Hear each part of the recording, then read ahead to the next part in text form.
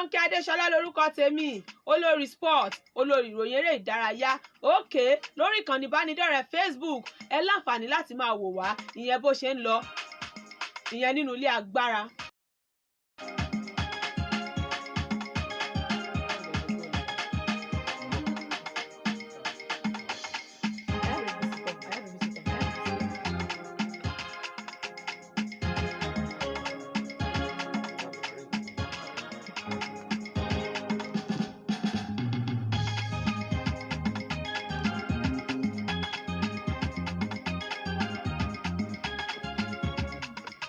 Òkè ẹ láǹfààní láti máa wò wá lórí ìkànnì ìbánidọ́rẹ̀ẹ́ Facebook ìyẹn pensioners àgbàlódé tẹ́ bá ti láìkí ẹ̀. Kódà ẹ lè wò ó lórí ìkànnì ìbánidọ́rẹ̀ẹ́ olórí sport Adérónkẹ́ Adéṣọlá. Ẹ máa rí bó ṣe ń lọ ìyẹn nínú kulu. Ladi Martins òun ló wà lápá abẹ yẹn tó láǹfààní láti jẹ́ kẹ́ ẹ máa gbọ́ wa.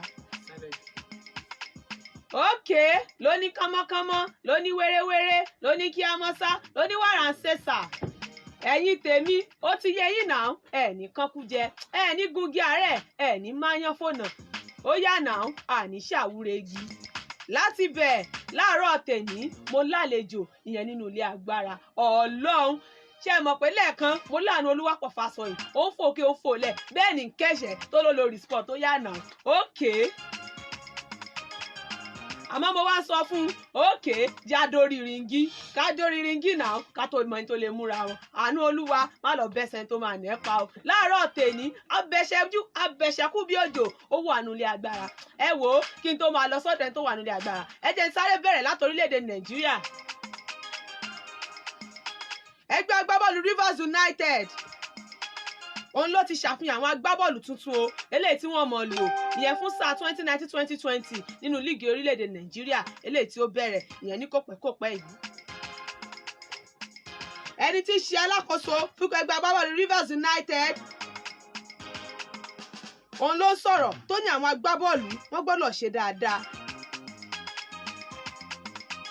ìyẹn fún ìpínlẹ̀ Rivers ìyẹn nínú líìgì àgbọ̀jẹ̀ orílẹ̀-èdè Nàìjíríà. Balógun wọn ìyẹn Festus Austin òun náà wá ń ṣèlérí o fún gbogbo àwọn ọmọ ìpínlẹ̀ Rivers ipò àwọn gangan àwọn ti ṣe tán láti ṣe dáadáa ìyẹn fún ìpínlẹ̀ Rivers táwọn ó sì kópa nínú àwọn ìdíje lọ́lọ́kọ̀ọ́jọ̀kan nílẹ̀ adúláwọ̀ táwọn ọmọ ṣojú orílẹ̀-èdè Nàìjíríà. Òkè láti bẹ̀ mo balẹ̀ sílùú Èkó ìyẹn Lágége Soccer Temple. Òkè líìgì àgbọ̀jẹ̀ obìnrin torílẹ̀-èdè Nàìjíríà ìyẹn NWPL Super 4 eléyìí tó máa wáyé níbẹ̀ gangan mọ́ wa níbi tí àwọn olùkọ́ni àtàwọn agbábọ́ọ̀lù wọ́n ti dé ìyẹn sí pápá ìṣeré Agége Soccer Temple wọ́n ti balẹ̀ síbẹ̀ ní àná tí gbogbo àwọn olùkọ́ni tó ní kálukú tó ti ń fohùn ránṣẹ́ tó ti ń sọ̀rọ̀. Olùkọ́ni ẹgbẹ́ agbábọ́ọ̀lù Bayelsa Queens ìyẹn Moses Aduku, olùkọ́ni ẹgbẹ́ agbábọ́ọ̀lù Rivers Angels Edwin Okon, kódà Jacob Band olùkọ́ni ẹgbẹ́ agbábọ́ọ̀lù Adamawa Queens òun gan àwọn gan ògbẹ́yìn. Wọ́n ní inú ìdíje tọdún yìí yóò dùn gbogbo kan sí i kódà mọ́ni gbàgbé ni òun ni yóò jẹ́ fún gbogbo àwọn ọmọ orílẹ̀-èdè Nàìjíríà táwọn sì ti ṣe tán o àwọn ò ní rẹpẹ̀tì àwọn ò ní wararo táwọn sì ṣe dáadáa ìyẹn nínú ìdíje náà. Kódà alákòóso fọ́rọ̀ ọdún àtẹ̀dẹ̀ ìdárayá lórílẹ̀‐èdè Nàìjíríà àti alákòóso fọ́rọ̀ obìnrin ìyẹn Pauline Talent gbogbo wọn pátápátá àwọn náà máa wà ìyẹn nínú ìdíje náà. Ìgbà àkọ́kọ́ rèé tí agbábọ́ọ̀lù méjì láti apá àríwá orílẹ̀‐èdè yìí ìyẹn Adamawa Queens àti Conference Queen tó mọ̀ kópa nínú ìdíje náà tí àwọn agbábọ́ọ̀lù méjì látàpá Niger Delta ìyẹn Bayelsa Queens àti Rivers Angels tí ó máa ṣẹlẹ̀ bẹ́ẹ̀ yẹn nínú ìdíje Super 4. Òkè kí n tó máa lọ láti bẹ̀ láàárọ̀ yìí mo ní àlejò alágbára kan ìyẹn abẹ̀ṣẹ́kù bí òjò tí mo sọ lẹ́ẹ̀kan ìyẹn Ridwan Oyekola the real Scorpion. Òun gangan ó wà nílé agbára ìyẹn láàárọ̀ tèmi. Ridwan Oyekola the real Scorpion ẹ bá ń káwọn ará lé. Ẹ káàárọ̀ gbogbo ará lé, ẹ káàárọ̀ atọ́kùn. Orúkọ mi ni Ridwan Oyekola tí ó gba yín mọ̀ sí the real Scorpion. Òkè òun Scorpion lẹ ti gbọ́ yẹn àkekè ó yé eyín náà ó lè tẹ́ anybody. Òkè látàpá bí ẹnì kejì Akeem Sadiku ìyẹn tí gbogbo èèyàn mọ̀ sí Dodo ẹ bá ń káwọn ará lé. Mo kí gbogbo ará lé ẹ kú ojúmọ́ o. Orúkọ tèmi ni Akeem Dodo Sadiku. ok ohun dòdò òun lẹ gbọ́ yẹn. ok ta ni Ridwan Oyekola Scorpion ọmọ ìlú wo ni bó ló ṣe bẹ̀rẹ̀ ẹ jẹ́. so mo dẹ̀ bẹ̀rẹ̀ iṣẹ́ ní òjé mo ti bẹ̀rẹ̀ iṣẹ́ mi. ó yá ọmọ òjé ń petu ni Scorpion àbí. òjé lèmi o. ó yá òjé ń petu ọmọ arọ́tíwọ̀ ẹ̀bí ojú kò ní bàjẹ́. ọmọ òjé ọjọ́ jẹ ẹ̀ga o. so ọmọ òjé ni mí so mo dẹ̀ bẹ̀rẹ̀ iṣẹ́ mi ní láti orí iyẹ̀pẹ̀ náà láti wà náà o ní sáìdì Kúbe ní ẹ̀yìn NTA ibẹ̀ mo ti bẹ̀rẹ̀ iṣẹ́ mi lọ́dọ̀ kóòsì mi gangan ní jẹ́ Scorpion. so kó tó wá di pé mo wá sọ́dọ̀ bàbá ní kóòsì mi wọ́n wà ní agbára pẹ̀lú Wambi Sani Bush. so àwọn ni bàbá ní Ọ̀yọ́ state Ìkòsóńtàn fire hitter ni ẹ̀. so ibẹ̀ mo ti wá ọ̀dọ̀ wọn lọ́lọ́run ti wá gbàdúrà mi, ọ̀dọ̀ wọn mo ti ní tẹ̀síwájú, ọ̀dọ̀ wọn mo ti ní àgbéga. so àwọn náà kọ́ Ọlọ́run ni o. so kó tó di pé asáde lẹ́wù tá a wà yìí náà Ọlọ́run ló bá a ṣe débẹ̀ ìyẹn kọ́. ok Akeem Sadiku.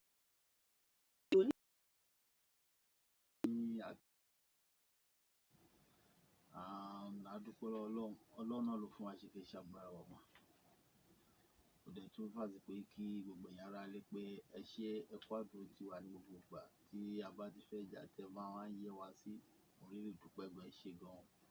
Ọlọ́run máa nífẹ̀ẹ́ yín o.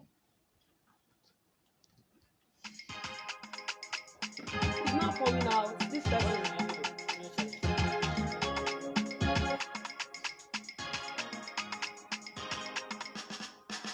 ok ohun dòdò àtọhun Scorpion òun lẹ̀ ń gbọ́ lọ́wọ́ nílé agbára. Ridwan Oyekola Scorpion mo tún padà sọ́dọ̀ yín. kí gangan ló sun yín tẹ́ fi wò pé abẹ̀ṣẹ̀kù bí òjò gan lẹ fẹ́ jẹ́ torí ẹ mọ̀ pé àwọn èèyàn máa wò pé àwọn ọmọ onípàǹlé òun máa ń ṣe irú nǹkan bẹ́ẹ̀. àwọn èèyàn máa wò pé onípàǹlé ni oyóyó mọ̀ sọ pé òun fẹ́ lọ́mọ kẹ̀ṣẹ́ tẹ́tún wá sọ pé ọmọ òjé ni wọ́n mọ̀ pé àwọn ẹlòmíràn rò pé àwọn ìbámu kòkòkò ẹ mọ́ ni ẹ kò sọ ọmọ rẹ nù gbọ̀n kí ló fà tó fi jẹ́ pé ẹ̀ṣẹ̀ kíkan gan ló wà wù Scorpion. alhamdulilayi jẹ́ ká dúpẹ́ lọ́dọ̀ Ọlọ́run. ẹ̀ṣẹ̀ jẹ́ nǹkan tí mo nífẹ̀ẹ́ sí láti lẹ̀, mo nífẹ̀ẹ́ sí gan láti lẹ̀, but ẹ̀gbin kan ló ta lé mi lóje nígbà yẹn náà. à ń sin àwọn ọmọ girlfriend wa lọ́gbà yẹn lọ́wọ́ kankan fìyà jẹ mí gbà yẹn. so mi ò pé mo lè kọ́ kínní yìí kínní kan bí mi náà ṣe lọ́ ń kọ́ nìyẹn látàgbólé. from agboolé ó di pé mi náà lọ sí local trial, ó di pé mo náà local trial ẹ̀jẹ̀ kọ́ mọ ewọ́ state náà, ó di pé ló fi mi lẹ́mi náà fi ń ja ẹ̀ṣẹ̀ yẹn. bọ́n ọmọ líle kọ́ ní ń jẹ́ ẹ̀ṣẹ̀ o, tọ́ọ̀gì kọ́ ní ń jẹ́ ẹ̀ṣẹ̀ o, ọmọlúwàbí ní ń jẹ́ ẹ̀ṣẹ̀. ok nǹkan kékeré tó rọra ṣẹlẹ̀ nìyẹn tó fi wá di pé Scorpion ó wá di abẹ̀ṣẹ̀kù bí òjò káàkiri orílẹ̀-èdè Nàìjíríà. dòdò mo padà sọ́dọ̀ Akeem Sadiku ìyẹn dòdò.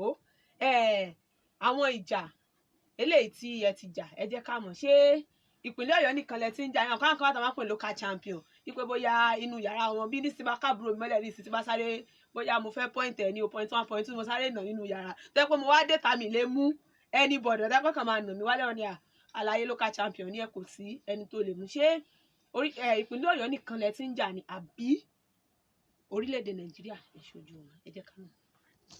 Ẹ ṣé olóòtú Ọlọ́run gbàdúrà yín. Ó dẹ̀ tún fàṣìpé dúpẹ́ lọ́wọ́ yín gan pẹ́ fún wa láǹfààní láti lè sọ. I'm international fighter. okay. Mo ti lọ jà ní outside country many, even though mo ti lọ jà Germany, mo ti jà Madagascar, mo dẹ̀ ti represent Ọ̀yọ́ state láì mọ iye ìgbà níbikíbi. bàǹtẹ̀ mélòó ni dòdò ní báyìí? Alhamdulillah, mo ti gba bàǹtẹ̀ kankan but very soon now máa gba bàǹtẹ̀ tó máa jọjú gan láti òkè kún. ok lágbára Ọlọ́run bàǹtẹ̀ tó máa jọjú òun lọ́lọ́run ó ṣe. Ridwan Oyekola Scorpion atápabo ni ìjà tiyín náà ti ń wáyé ṣé ní ìpínlẹ̀ Ọ̀yọ́ nìkan ní àbí káàkiri orílẹ̀-èdè Nàìjíríà àti pé bàǹtẹ̀ mélòó òun ni Scorpion náà ti ní. gẹ́gẹ́ bí mo ṣe ń tọ́ olùmọdé mi lẹ́yìn aṣíwájú ni wọ́n lọ́yọ̀ state Ọlọ́run sì ní gbà wọ́n lọ́wọ́ wa. so àwọn náà ni wọ́n tọ́ wa sọ́nà bá ṣe ń nílọsíwájú nídìí ẹ̀ṣẹ̀ yìí torí pé èmi náà ti ja ẹ̀ṣẹ̀ fọ́yọ̀ state dáadáa mo dẹ̀ ti ní many medal fọ́yọ̀ state tí mo dẹ̀ tún represent Nigeria náà but now I'm Nigeria champion title holder báyìí so mo ní bàǹtẹ̀ Nigeria champion lọ́wọ́ báyìí bá ṣe ń sọ̀rọ̀ ẹ̀.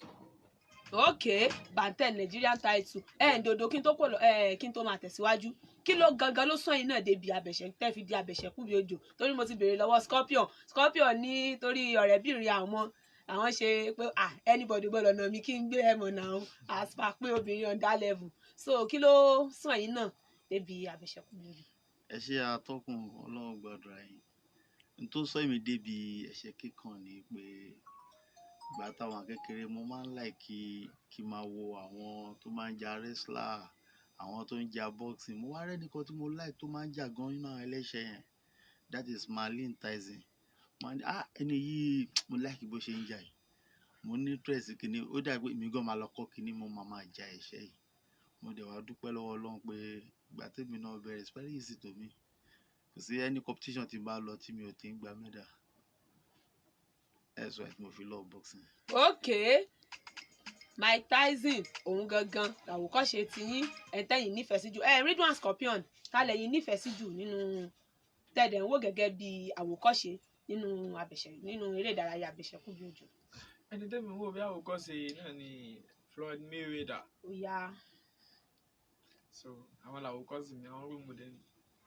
ok ẹ̀yin aráalé ẹ láǹfààní láti dá sí i mo mọ̀ pé ẹ lọ́rọ̀ kan àbí méjì tẹ́ ẹ fẹ́ bá Dòdò àti Scorpion tẹ́ ẹ fẹ́ bá wọn sọ torí yóò ti mọ gbénu yín pé èwo tún ló lórí sport kan sí láàárọ̀ orí pápá la mọ̀ tí wà àti bàbá tí a mọ̀ ń lọ kí ló tún wáá dé ok olórí sport náà ti ń kẹ̀ṣẹ́ ni 080 80 10 1067 080 80 10 1067 lẹ fi láǹfààní láti dá sí orí ètò Gbẹ̀gẹ̀dẹ̀ Gbiná ìyẹn láàárọ̀ tèmi.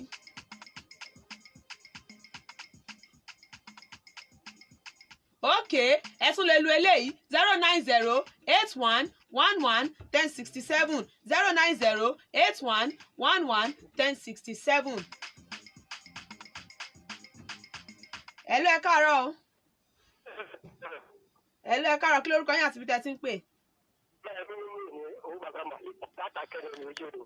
ok kí ni ìbéèrè yín fún àwọn àlejò wa Dòdò àti Scorpion.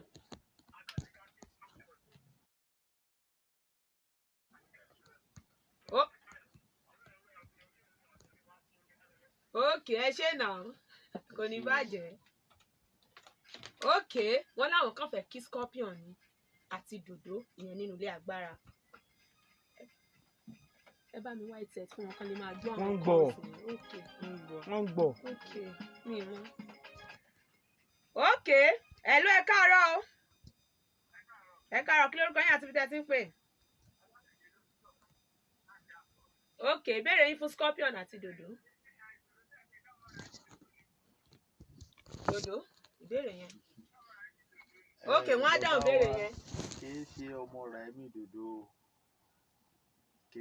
Raimi Dòdò orúkọ tèmi gangan ni Akeem Sadeku Dòdò. ok wọ́n ní Akeem Sadiku Dòdò ni kì í ṣe ọmọ Raimi Dòdò.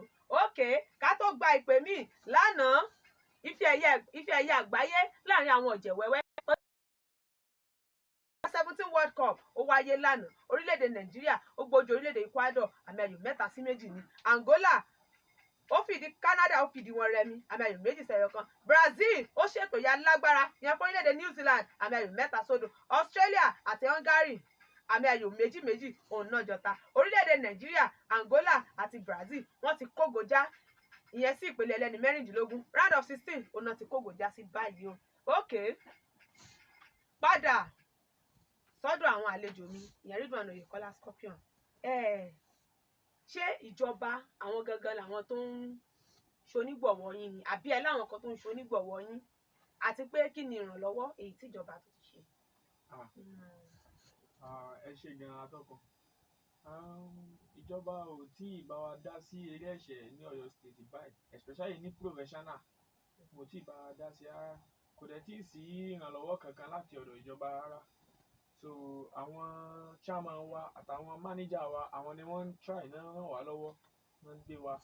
So ìjọba kankan àwọn gọ́ọ̀mẹ̀ntì kankan ò tí ì bá wa dá sí rárá nígbà tá a fi ń ja iṣẹ́ yìí.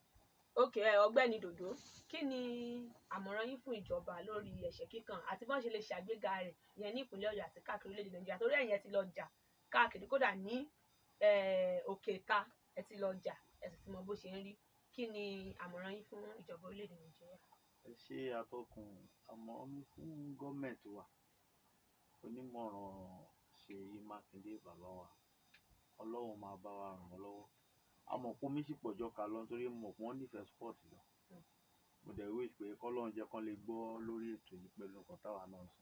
A máa need assistance wọn láti lè ran àwa professional box náà lọ́wọ́ kí eré ẹ̀ṣẹ́ kíkàn ní Ọ̀yọ́ state kó lè tún máa lọ sí iwájú sí, nítorí kò sí ẹni tó fẹ́ sponsor mọ́.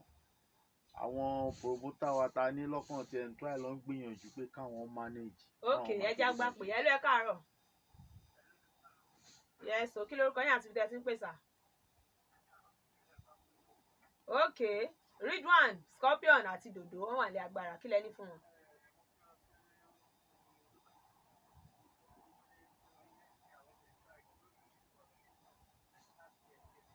bẹ́ẹ̀ ni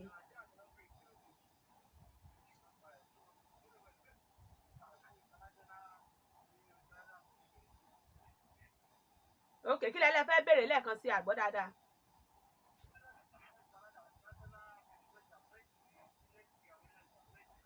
ok wọ́n dáhùn lẹ́yọ kọ̀ọ̀kan. Dòdó ẹ̀yin kọ́kọ́ dáhùn ìbéèrè wọn.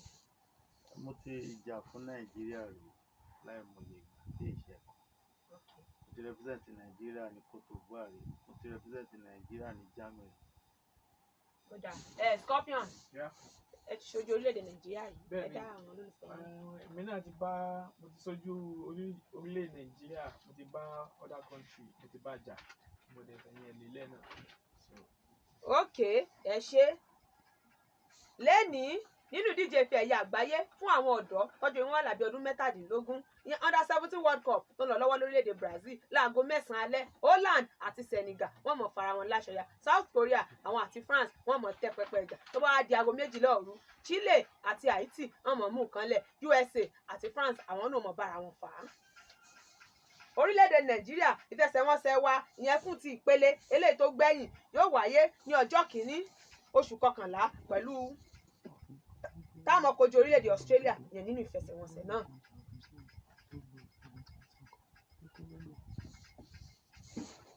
ok hello ẹ káàárọ̀ o. hello kí lórúkọ yín àti bí ẹ ti ń pèsè ẹ káàárọ̀ sà. ok kí lẹ ní fún Dòdó àti Scorpion? ok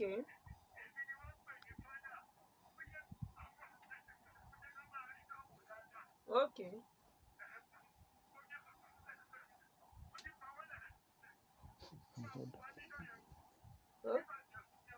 àmì ẹ ṣe gan. Bàbá wa Ọlọ́run máa gbàdúrà yín. A máa jẹ́ kí ẹ máa ríran wò dáadáa sí tábà tó fẹ́ lé mi. ok nílẹ̀ hello ẹ káàárọ̀ o. ẹ káàárọ̀ mà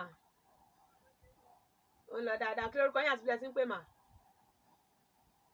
hello ìpè yẹn re ẹ tún wá pè 09081111067 tàbí 08080101067. hello ẹ káàárọ̀ o. ẹ káàárọ̀ kí lórúkọ yín àti bí ẹ ti ń pè? ok Scorpion àti Dòdó kí lẹ ní fún wọn láàárọ̀ ìsà níṣẹ́jú kan.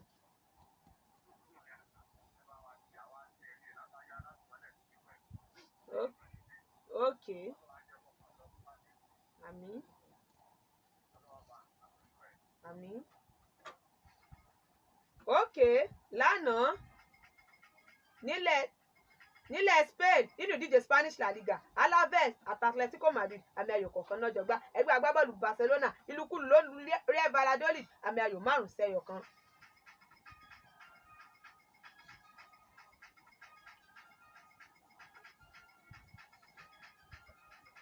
bí àwọn ìfẹsẹ̀wọnsẹ̀ bó ṣe lọ ìyẹn ní àná nínú ìdíje Spanish La Liga ni. Lẹ́nìí láago 7 alẹ́ Real Sociedad yóò jókòó sílé gbàlejò Levante, Valencia àwọn àti Sevilla wọ́n jọ mọ wàkó, Athletic Bilbao àwọn àti Espanyol wọ́n mọ̀ mú nǹkan lẹ̀ yẹn ní dédé aago 8. Tó bá di aago 9 Real Betis àti Celta Vigo wọ́n jọ mọ fara wọn láṣọya, nígbà tí Real Madrid yóò jókòó sí Santiago Bernabeu àmàrìtẹ̀ gbàgbẹ́ bọ́ọ̀lù Leganes.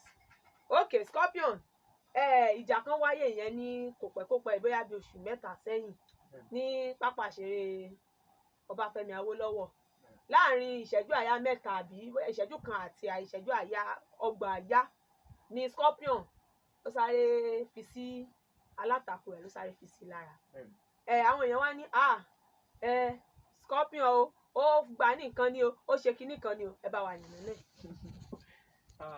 Ṣe rí tí ó yá èèyàn wa ni pé kò sí ogun di ẹ̀ṣẹ̀ tíyàn gbogbo táwọn èèyàn sọ náà nìyẹn, ṣùgbọ́n kọ́lọ́njọ́ kó bá túmọ̀ ṣàlékún àlàáfíà tó péye fún kóòtù wa olùkọ́ wa torí wọ́n ń ṣe iṣẹ́ tó pọ̀ lórí wa gan-an. So tẹ́fàdẹ́ kan fi tábà ti ń ṣe tábà ti ń train ẹ̀yin kan mọ̀ pé ó jura wọn lọ understand. So kò sí ogun nídìí ẹ̀ṣẹ̀, àánú la rí gbà àmọ́ ṣe àánú ni. Okay, àánú ni kò sẹ́ni tó mọ̀ ọ́ ṣe tán. Nínú ìdíje Italian Serie A Parma ó gbélé fọrùn rọ Hellas Verona nà mọ́lé àmì ayò kan sódò. Inter Milan ó ṣètò ìyá alágbára ìyẹn fún Brescia àmì ayò 2-1 lálẹ́ tèní ní dédé aago 7 Napoli àwọn àti Atalanta wọ́n jọ mọ́ tata àyà fúnra wọn. Lazio tó bá ti ń di aago 9 ó làwọn fẹsẹ̀wọnsẹ̀ eléyìí tí mo fẹ́ kà ó ló máa wáyé. Lazio àti Torino wọ́n mọ̀ torí ara wọn bomi gbóná. Juventus yóò jókòó sílé yóò mọ̀ gbàlejò Genoa.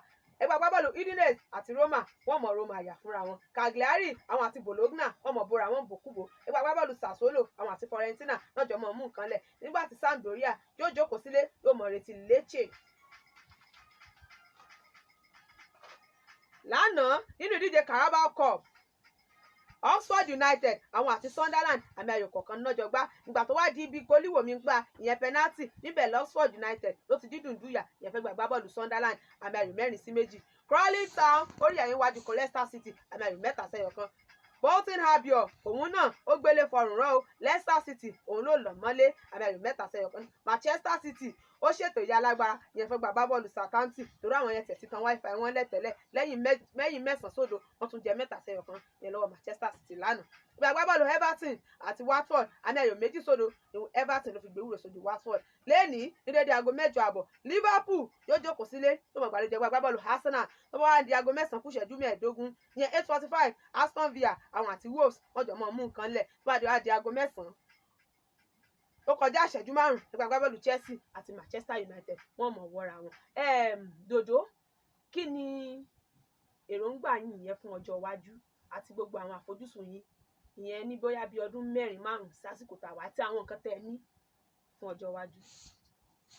Ṣé àtọkùn èròǹgbà mi sí Ọlọ́run ni pé nídìí eré ẹ̀sẹ̀ kíkan kí Ọlọ́run tó borí mi lọ́dún kí n tó bí mo yẹ fẹ́ tó torí àwọn tó kù lẹ́yìn kán lè máa wo èmi tó ń pè ní ẹ̀gbọ́n wọn lárékọ́ṣe torí wọ́n ní ara iwájú ni èrò ẹ̀yìn wò káwọn náà bá ti ń rí pé ẹ̀gbọ́n wa ló ń lọ lókè pé ẹ wo bó ṣe lówó ẹ bó ṣe ṣe orí wọn á lè wù ṣẹ̀ṣẹ̀ kíkan láti lè múra sí i mo dẹ̀ bí Ọlọ́run bá kọ́lọ́run ṣàgbé mi lórí sókè jù báyìí lọ.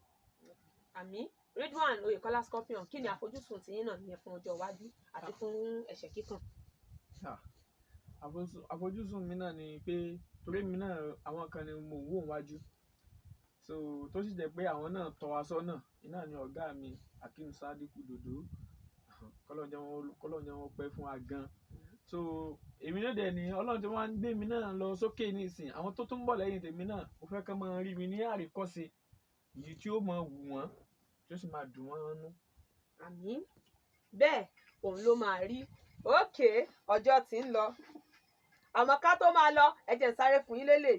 Ẹgbẹ́ agbábọ́ọ̀lù AC Milan Bayern Munich àti Barcelona ọ̀nà tí ń sáré tẹ̀lé ọmọ ológo yẹn ọmọ ológo wireless Victor Osimhen òun ni mò ń sọ̀rọ̀ nípa ẹ̀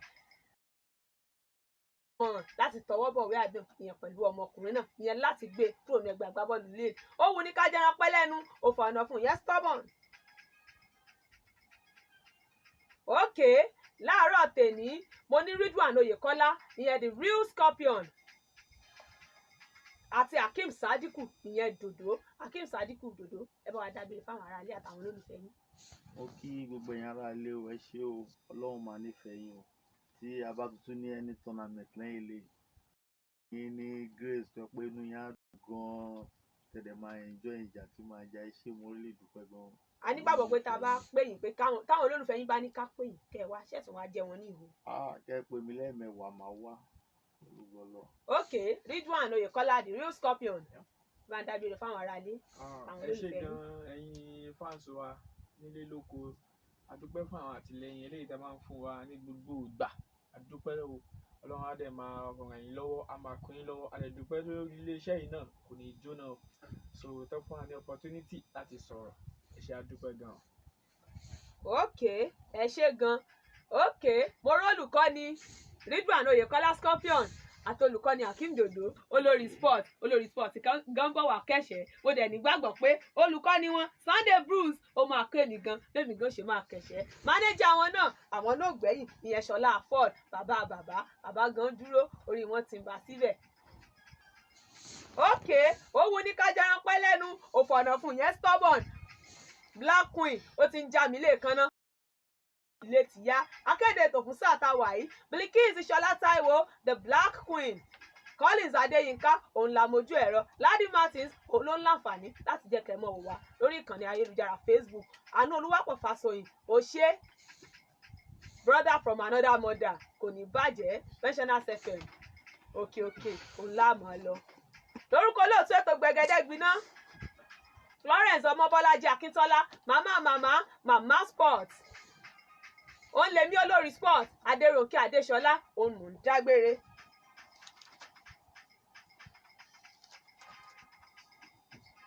ó ní mò ń dágbére lórí ètò Gbẹ̀gẹ́dẹ́ Gbiná. Òkè ẹ̀yin tèmi olórí sport singalọ torí pé kò fọ́ ó yànà ẹ̀ ní kankújẹ ẹ̀ ní gungi àárẹ̀ ẹ̀ ní máyán fònà igi ewédú òní wo pa wá àní ṣàwúre igi ó yànà olórí sport singalọ nìyẹn nítorí pé kò fọ́ ó dàbọ̀ ó dọ̀la. lákùnrin láti mú ẹ mọ̀ pé mo láyé.